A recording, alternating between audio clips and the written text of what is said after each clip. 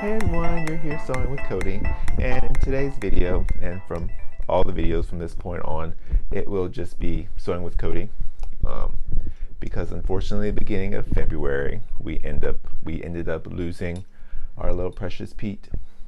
After 21 years, he passed away. So it was hard. It's been a hard month, but so he was my 21 years son conure, if y'all didn't know. And that was the Pete of Sewing with Cody and Pete. Sometimes you heard a little squawk or a little duck noise in the background of some of the videos. That was Pete. Sometimes you saw him in some of the videos, but he was always there. He was always my little sewing buddy. But we miss him dearly. After 21 years, how can you not? My little sewing buddy of all this time. So this is the first video where it's just me. But in this video, we are going to start working with, and this will be a series of fun videos, start working with quilting in the hoop. So this is going to be one of a few, at least, working on the same project, and it's going to be custom quilting. We are working on the new Bernina 790 Pro, but a lot of these techniques can easily be done on any of the Berninas, many sewing machines, really, embroidery machines, really. But the 790 Pro has some amazing features that make quilting in the hoop much easier. So let's take a closer dive at custom quilting in the embroidery hoop using every Bernina function that we can think of. It'll be a lot of fun. So let's get started. All right, so you can see here I have a quilt, a mini quilt that's already pieced together. Actually, before I got it all in the hoop, I'll show a picture of what it looks like if we can't get a good visual of it. But it's a small, just like a little mini quilt that I put together for a quilting in the hoop class that I've recently done. And so I have everything cut out, everything's pieced. So it's an actual little quilt, but the size of like a 20 by 20 quilt. It's got borders, it's got triangles, and it's got different types of very common quilting or piecing shapes. So what we're going to start with first is border corners. So we are going to be working with a fairly new OESD quilting design collection called Wanderlust Quilting, I do believe. I may have it completely wrong, but that's why I saved it as on my USB stick. But it's an OESD design, and you can acquire this from OESD.com. However, I will add a little link in the description. So if for whatever reason you would like, it would be nice, to purchase any of the OESD designs, and our store will get credit for any designs that you purchase from the OESD website, just as if you were to have bought it in the store. But you do have to follow our affiliate link from our sewthis.net website. The link is on the home page, and I will have it also in the description. So all you have to do is go through that link when you go to the OESD website to purchase designs. You don't have to do anything different beyond that point. And then any designs or anything you purchase from that website, So This does get some credit for it, which is pretty cool. So this is one of the borders from this collection, and you'll see we'll do this entire quilt with designs from that collection, so you'll see them. So it's actually little mountains with trees, very, very pretty. So when I originally did this quilt, I used a baby theme to quilt it. So I'm using a different design or different design collection. So let's jump and get started. So we are using the Bernina medium clamp hoop. We are still waiting for the Bernina large hoop. Any Bernina employees out there, make sure that gets done. But we are using the 8.5 by 8.5 hoop, and the best part about the hoop is the grid. So we have, like you've seen in other videos, we have our quilt nicely hooped straight in our hoop, which makes everything so much easier. So all these lines, or I'm sorry, all these seams were lined up with lines on our grid, so we know it's in there nice and straight, and it's within the hooping area. So let's get started. So what we're going to do is we're going to quilt our corners first. So this just makes it easier to line up the rest of the border pieces and connect them to our corners. So we are going to do this top left corner first. And so first thing we're going to do is rotate our design. because we know we need it to orient into this corner. So we'll go to our eye screen, we'll go and we'll rotate it. In this case, we'll need to rotate it 180 degrees. And this may vary depending on where what corner you have hooped, how you have it hooped, and the orientation of your design. So it may change. But in this case, it's 180 degrees because it's the direction we want. So there's a few tips that make this so easy. There's really only 3 points you have to determine and adjust for your corners. And I refer to them as border corners because I'm a long arm quilter, and in our designs on our Gamble Statler Stitcher, they refer to doing border corners as border corners because they're corners, and then we're also doing borders. So you may hear it referred to differently. So what we're going to do, I'm going to zoom in a little bit, is we are going to find so we're dealing with this section of the design first. So we're going to find the lowest point and click it. And the hoop and everything should move. And we are on the 790 Pro. It's difficult to see in the video, but there's my little red laser. But if you don't have the 790 Pro, no big deal. You just lower your needle to kind of get an idea of where you're at. So what we're going to do, so we found the lowest point on this vertical section of our corner. We selected it, the hoop moved, and then we are going to move this point so it lines up just a little bit beyond our seam. We may have to do something afterwards because our design may be too big, but we'll see. So what we're going to do is, we're going to use our bottom knob, and we're going to move. Oops, I'm rotating. I do that all the time. Let's see. So if you happen to do something you didn't want to do, so I started rotating it instead of moving it, so you hit the undo button. So now we can just move her up. So we are going to move, so that laser is less than 1/4 but more than 1/8 of an inch beyond the seam. Perfect, our design fits. So now what we want to do, now we have it placed up where we need it. So now what we need to do is we need to select the top part of our design, which is going to be close to the raw edge of our quilt. If you have your stylus, this is really helpful. But what we'll do is we'll select the top furthest point. And to make sure we're there, we can zoom in. There we are. Perfect. So this is the top furthest point. So we can see where we're at. It's way up here. So it's almost on the edge of our fabric, which is what we don't want. Because we have to remember, we're going to lose 1/4 inch to our binding.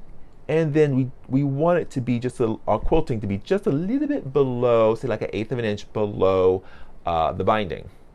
So this design is currently a little too big. So the next step we'll need to do is now we'll need to resize the design. So what we'll do is we'll come to our resize button, and we want to make sure we are resizing proportionally. So the whole design is made smaller proportionally. So we just want to make sure this little link is selected. And you can use either knob. And so let's go down, let's just go down to 90% and see where that brings us. So if we look here, and hopefully y'all can see it, but our little laser is exactly where I want it. So it's within 1/4 inch plus a little bit. So that's where it needs to be. However, we need to check our bottom portion, the very first button we selected first, or point we selected first. It's perfect, exactly where I need it. So now we've got this where we need it, just above this seam. We have the top portion where we need it, a little over 1/4 inch, so like 1/4 inch and 1/8 inch below the raw edge. So now what we do, so that's point 1, point 2, now we select our third point. Our third point is we're going to be dealing with the vertical portion of this corner. So we want to find the widest, or the point closest to what would be the seam, which is this, which is actually a little mountain peak. So this is where that mountain peak is. We're not too worried about what point, just that it's the furthest point. So now what we're going to do is we're going to move this point so it's just 1/8 of an inch beyond the seam here. So I hope y'all are following me. So we selected this point, moved it up above the seam. So that's the furthest point, which means no other point is going to come beyond that because that is the furthest point. And we want to make sure all of our stitches or points stay inside of our border. So in this case, this little mountain peak is going to be 1/8 of an inch above the seam here. We're not worried about if it's over here or over here yet. That's what we're about to change. So we had that point. We selected the top point up, a top point up here, the furthest one, and moved it and made sure that we were that 1/4 of an inch plus some away from the edge. So now that allowed us to position the top and allowed us to get the right size.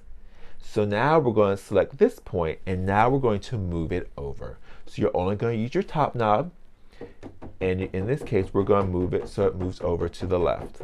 And we're going to position it about the same distance, about 1/8 of an inch from the edge as our top one up here did.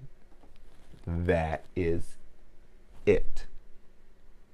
So we should be able to stitch this out perfectly. We've positioned it just by selecting those 3 points because everything else should line up. If it doesn't line up, there's 2 things wrong. Your borders aren't consistent, so the size isn't the same, or it's off, or, and this could be a little tricky, or the corner you've selected or you've gotten, quilting design or whatever, isn't very symmetrical. But that shouldn't be the case. Especially with OESD, I haven't found an issue. But if you've adjusted this size, this side and everything should line up. So let's see what happens. We'll go and stitch her out. So we'll come here, it's resizing it for us. And one thing you want to make sure of is that if you're on 790 Pro, is you want to make sure that the quilting button is selected. So we'll hold on to our tail here. It's at the start point.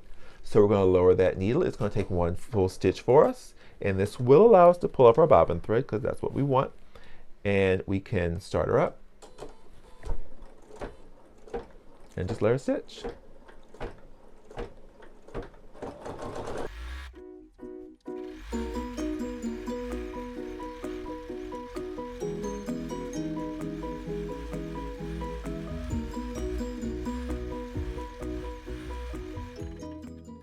So we've stitched our first corner.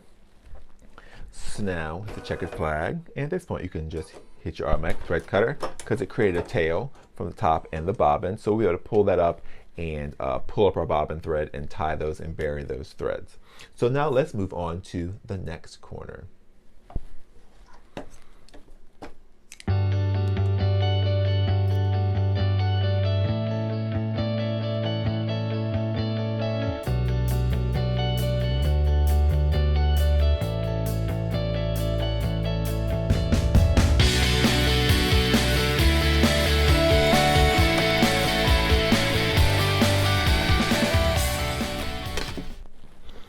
Okay, so now we've got our next corner hooped.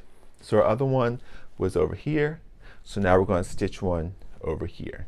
So what we're going to do is we're going to go back to our edit screen. We're going to come to our eye and we're going to rotate the design. So it's going this direction. So fill in that corner. So now one thing we don't have to worry about is the size. So as long as your quilt is symmetrical and straight, this corner should fit perfectly size-wise. So we shouldn't have to adjust the size like we did previously. But so we're going to do some of the same things. We're going to find the bottom of there, and we're going to move that so it's about 1/4. Oh, there I go again. I always forget. Okay, so move her down so it's about 1/8 of an inch from the seam. We don't need to check the top because we only check the top for the size. It should be the right size. So now all we're going to do is select the top of that little mountain peak, and we're going to move that guy over, that point. So it's about 1/8 of an inch off the edge, and that's it. So now we can go and stitch it out.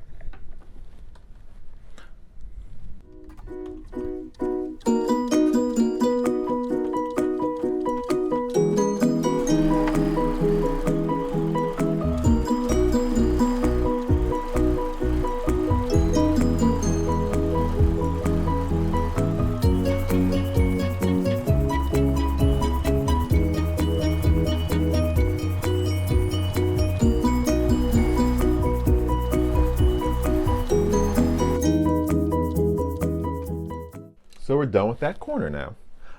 Super simple. Now, one thing I want to remind you and point out is, so whenever you do purchase designs from OESD, there are quilting designs, you will get what appears to be two of the same design. But what it is so with OESD quilting designs, there is a single run, which is what you're seeing here, which is all a long arm quilting machine is going to do. So traditional quilting is just a single run, but then there are also triple run designs. So the triple run designs will be a really bold stitching. So typically that's not something you really would quilt with because it is very bold. It can make your quilt a little bit stiffer, but also it takes a lot longer. When you have a whole quilt to quilt, you want it done as quickly as possible. It also uses more thread, which isn't the end of the world. But so the triple run designs are excellent when you want to use the quilting pattern to really stand out. So you can really see it because it will be really bold. But typically for quilting, you're not going to use that triple run, but you will see those files that you do acquire whenever you get the OESD quilting designs. So I know some of you are aware that the BERNINA 790 Pro is able to read BQM designs, which stand for Bernina Q-matic, which is what our big Bernina long arm machine reads. And so those designs and this machine is able to infinitely scale designs, which is fantastic. So you can take a design that's 8 inches big, now quilting design that is 8 inches big, and make it a 2-inch square, fit in like a 2-inch square, and it'll keep that even stitch length that you have set in your settings. And vice versa, you can take a design that's 2 inches and make it 8 inches and have it fit. The stitch length is exactly how you have it set, which is beautiful. But with these designs, so most of the OESD designs, unless they're the Amanda Murphy designed ones, they do not have BQM files. However, they stitch out beautifully. So a lot of the designs like this one, you saw we made it 10% smaller, and if you were to look closely at the design, the quilting, the stitching, it looks perfect. Like there's nothing wrong with it. It's not too tight, and even if we made it bigger, it would be perfectly fine. If we were to make this massive or tiny, that's where we're going to probably have an issue. But for the most part, so it just a regular EXP design that's quilting, at least from OESD, stitches out beautifully, even when we adjust the size. So you don't have to have a design that's in BQM. So what I'm going to do, I'm going to finish these other two corners, and then we are going to go and connect and add the border pieces in between. All right, so I have all the 4 corners quilted. Super quick, super easy. Now I'm going to hoop, and we're going to, actually before we hoop, but we are going to hoop, and then we're going to do border print to connect the 2 corner print, which is how we got border corner. And so that's a totally separate design. However, what we want to do first, and everything that we're doing here, it doesn't matter if it's a tiny little quilt like this or if it's a big quilt. These are things you want to do. So we are going to measure. We are going to measure, see if I can get this on video. We are going to measure from this point to this point. So take out a little measuring tape. You want it to be fairly accurate, but if it's off a 1/4 of an inch, it's not the end of the world, but you really don't want to be off too much more than that. So let's see. So this is about almost exactly 10.5 inches from, say, this start point to this end point. And that's how we're going to treat it, start point to end point. So it's 10.5 inches. So let's go find our border design. So we'll come here, here, Wanderlust Quilting. And so you can see all of the, I'll give you a better view. So I'll show you, these are all of the designs, or at least I think they're all of the designs, that are in this collection. So with all of the OESD quilting collections, at least the ones from the last year and a half, they all contain pantograph designs, which are fairly large designs like this little hot air balloon, but there's a point and point, so they're easy to connect one design to another. So you have a number of pantograph designs, you have a number of block designs, which are excellent. So this one has a lot. Then you also have a number of just designs that are great for putting in like a snowball block, a circle block, weird shapes. You just kind of want to place these designs in, but they're all themed. So that's what these designs are. Just regular quilting designs. They're not specific for a square, a rectangle, a dime, or whatever. They're just quilting design. I don't know what the exact word would be for that. But then OESD also has been at least including 2 different border corners. So here's border print, which is what we're going to use, and then the corner print that matches. And here is, looks like a little paper airplane border print, and then a little loop corner print.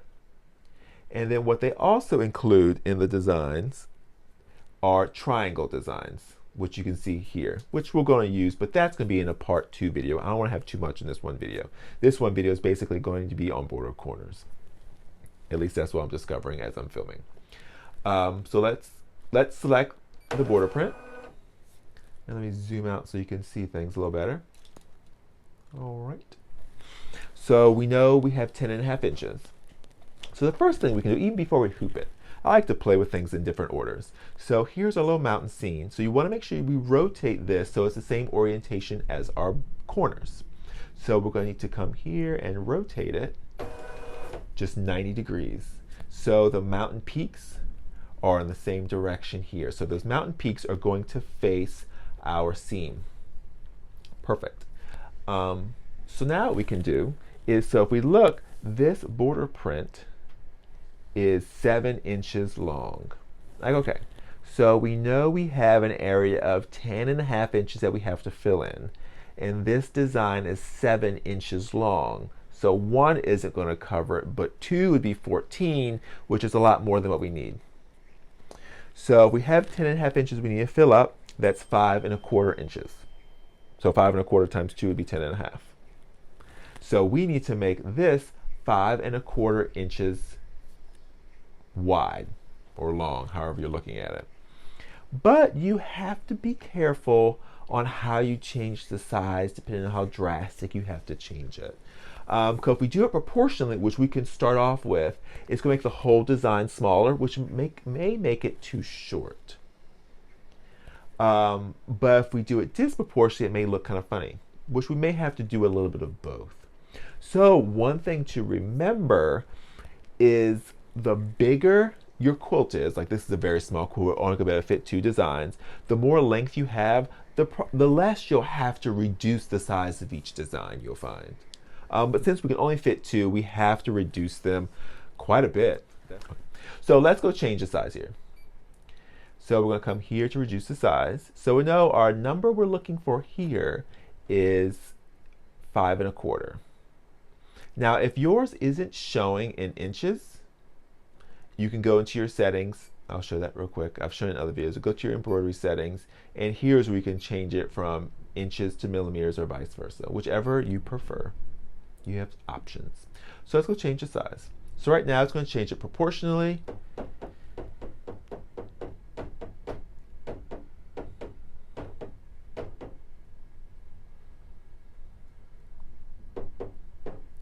So I won't go too much further than that because I don't want to make it too short. I want it to be about the same as the other ones.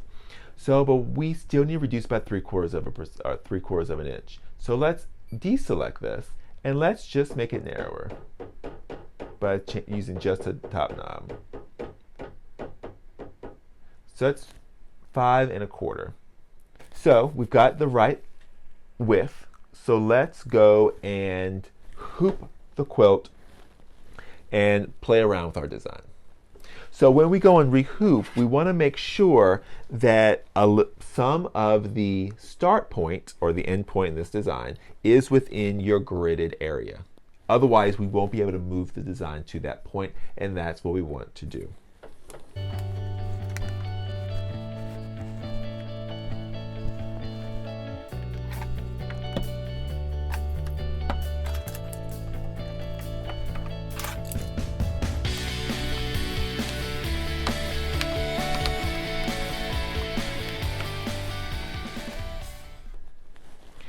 So what I'm referring to when I say we want to make sure that we have some of the previous corner in our gridded areas, I want to make sure that where those stitches stopped or started from that corner piece is accessible. So it needs to be within this gridded portion of the hoop. And that's very important because we're going to line up that point with that point. So first things first, let's move our design. Make sure we move our cursor to that point here, which is actually going to be the end point because of the direction in which we're going. So we want to move that to this point up here.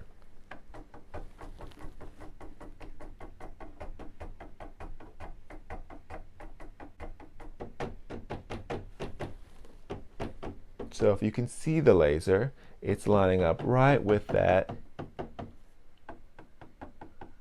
point there. So here's our design. It's the right width.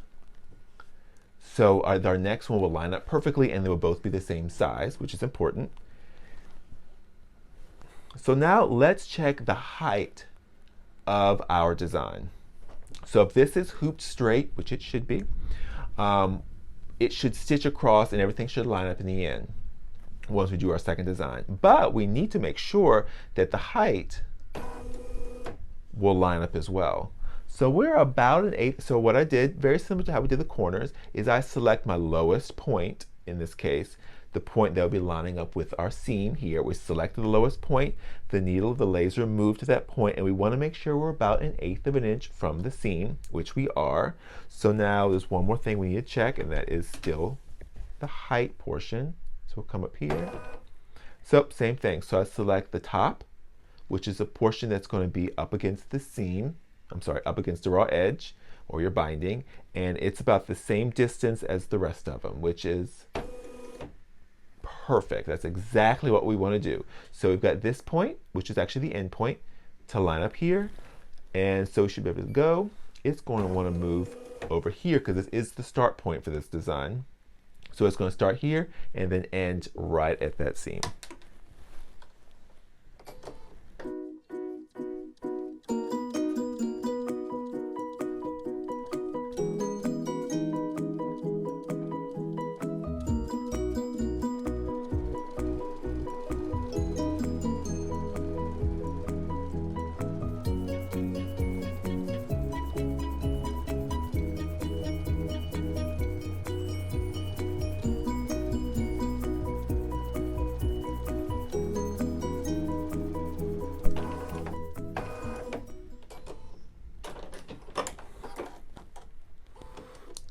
So it lined up perfectly. That's exactly what we want. So now what we're going to do is we're going to rehoop it and rehoop to this next section.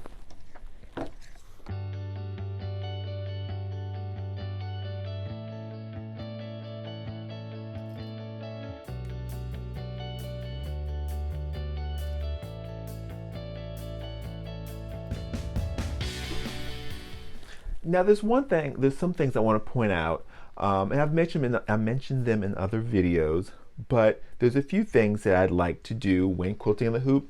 One big thing is I really like embroidering with my slide-on table on, especially when I'm using the clamp hoops, because the clamp hoops don't require you to remove the hoop to reposition the quilt, as you've seen, but they give us a surface, so when we're pushing down on the clamps, it gives us something to push down on, which I find very important. I thought there was something else I hadn't hit my head, but I can't remember. But that was something I definitely wanted to point out. So now what we're going to do is we're going to line up the 2 points with this point and this point, just like we did the other. But here we can do it differently. So first let's go and see how they line up, because the possibility they may be a little off, which is no big deal.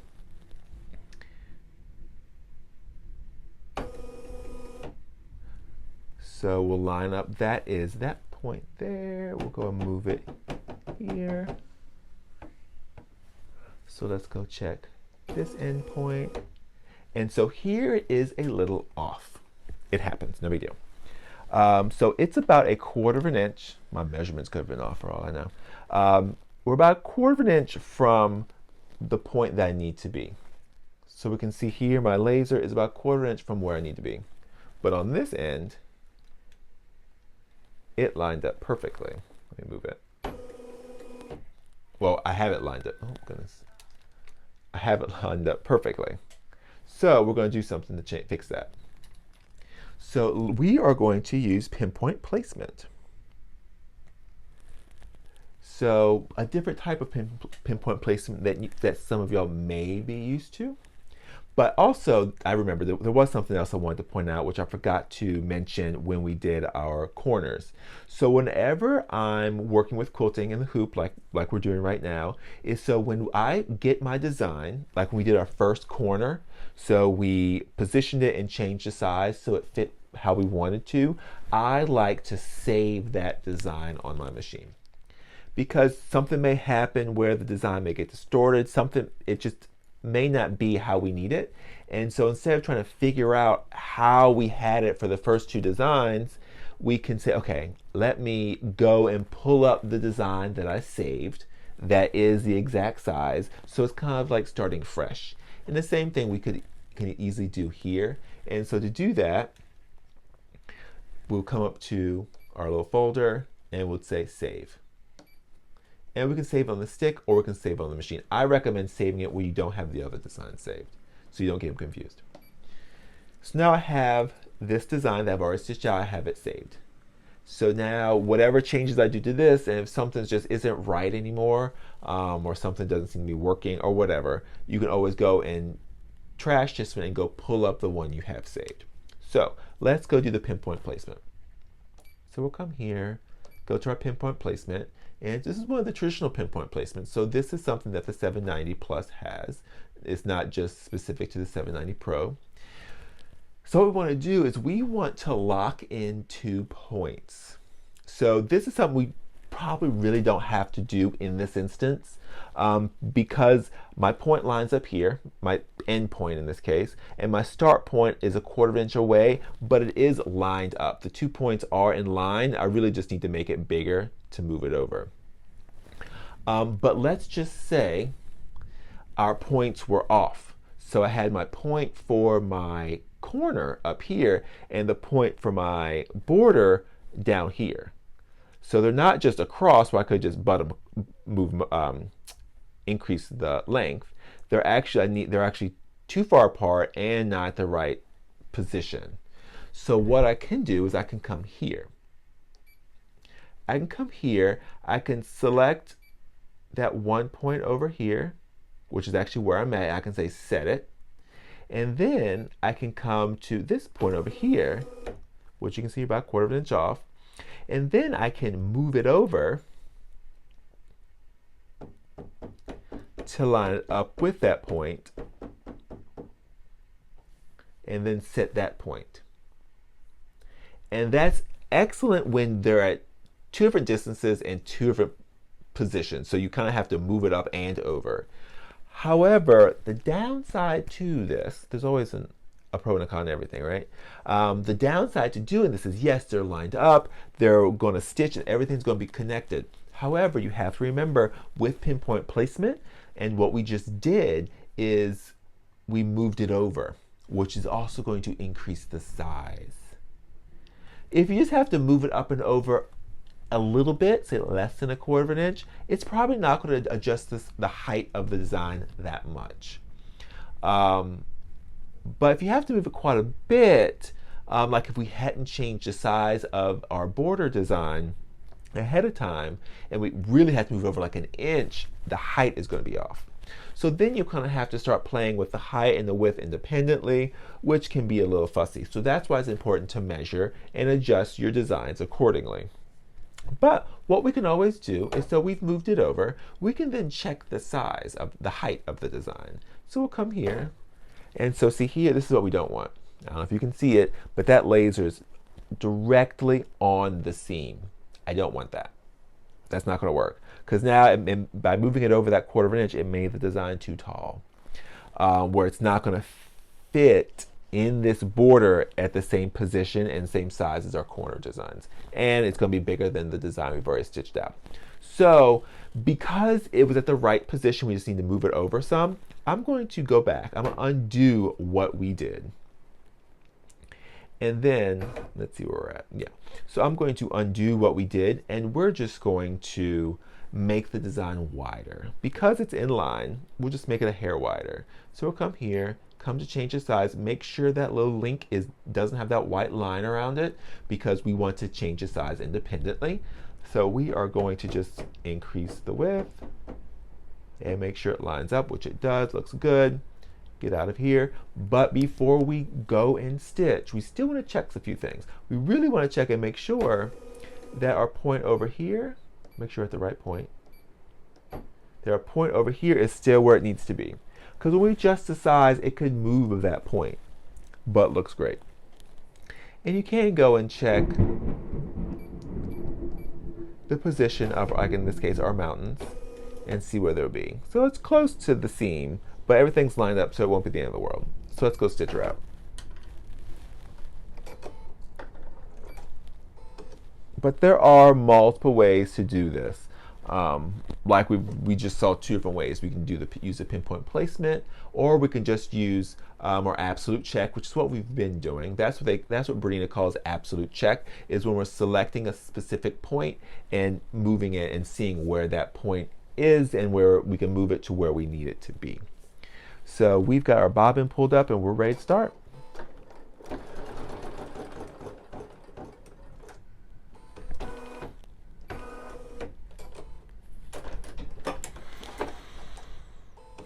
So now we've finished one side, or one border, and then the two corners. We actually have all four corners done, but we have the border on that.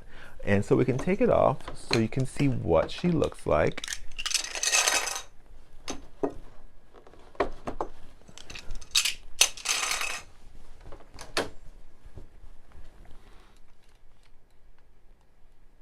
So we can see here we have our little mountain corner, we have our border, and then the other corner. And so what we'll do is we'll take a self-threading needle, we'll tie these tails, and we'll bury these tails.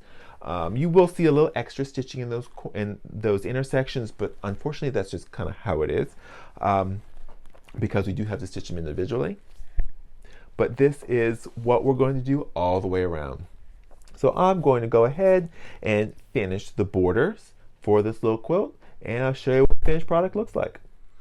All right, so here's the finished project.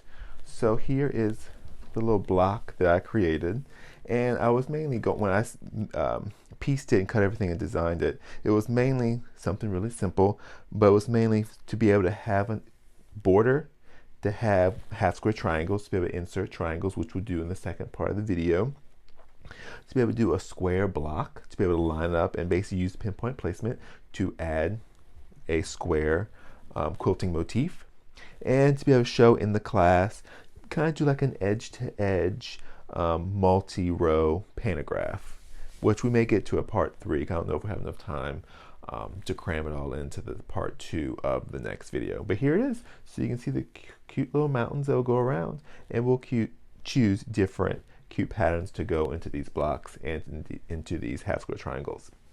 So that's it, and I've already buried the threads, so you can see the back. Looks nice and pretty, but it's a really neat pattern. This is my kind of theme, this nature, outdoorsy kind of stuff. But other things I didn't mention in the video was the type of batting that I use. So especially when quilting in the hoop, using the clamp hoops, I like to use as thin of a batting as possible. So most of all the batting that we use in the shop is Quilter's Dream batting. We've got so many different types of their battings. We've tried just about everything, but what I use for quilting in the hoop and a lot of our embroidery projects is the Request, which is their thinnest, and it's the Quilter's Dream Cotton Request. So it's nice and thin and it quilts beautifully.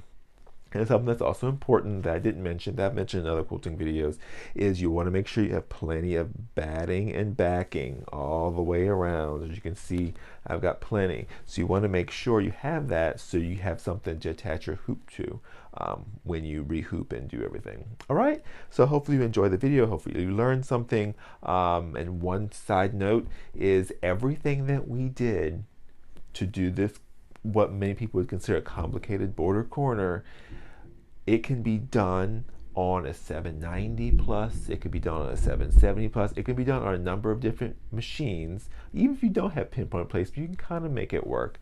But the only thing the Pro has over the other machines for what I showed in this video is the laser. The laser makes everything a lot nicer. But if you don't have a Pro machine, you don't have to if you don't have a Pro machine, you can still easily do all of this.